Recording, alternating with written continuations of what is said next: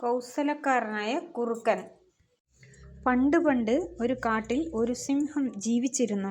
വർഷങ്ങളായി കാട്ടിലെ രാജാവായിരുന്നു അവൻ. കാലങ്ങൾ കടന്നുപോയി. സിംഹം വൃദ്ധനും ക്ഷീണിതനുമായി. വേട്ടയ്ക്ക് പോകാൻ പോലും കഴിയാതെ ദിവസങ്ങളോളം അവൻ പട്ടിണി കിടന്നു.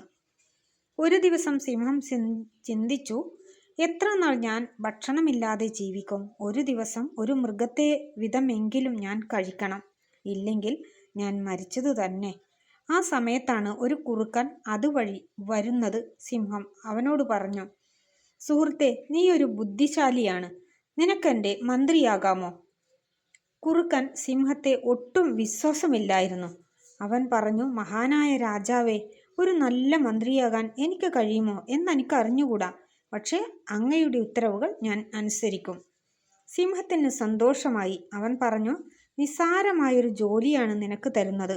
ഓരോ ദിവസവും ഒരു മൃഗത്തെ ആഹാരമായി നീ എനിക്ക് തരണം.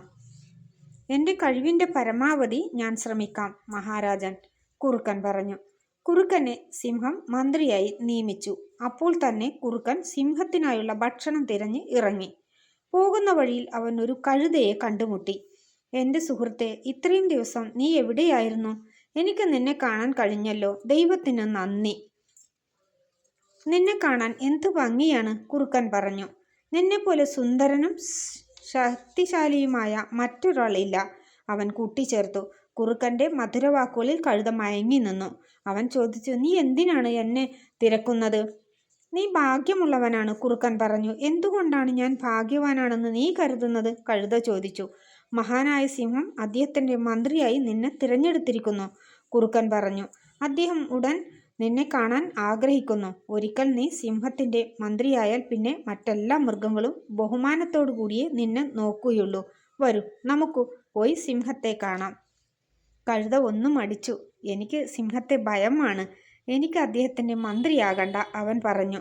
കുറുക്കൻ ചിരിച്ചുകൊണ്ട് പറഞ്ഞു, മന്ത്രിയാകാൻ നീയാണ് ഏറ്റവും യോഗ്യനെന്ന് ഞങ്ങളെല്ലാവരും സിംഹരാജനോട് പറഞ്ഞിട്ടുണ്ട്. കഴുതയ്ക്ക് കുറുക്കനെ വിശ്വാസമായി. അവൻ സിംഹത്തെ കാണാൻ സമ്മതിച്ചു. അവർ സിംഹത്തിൻ്റെ ഗുഹയിലെത്തി.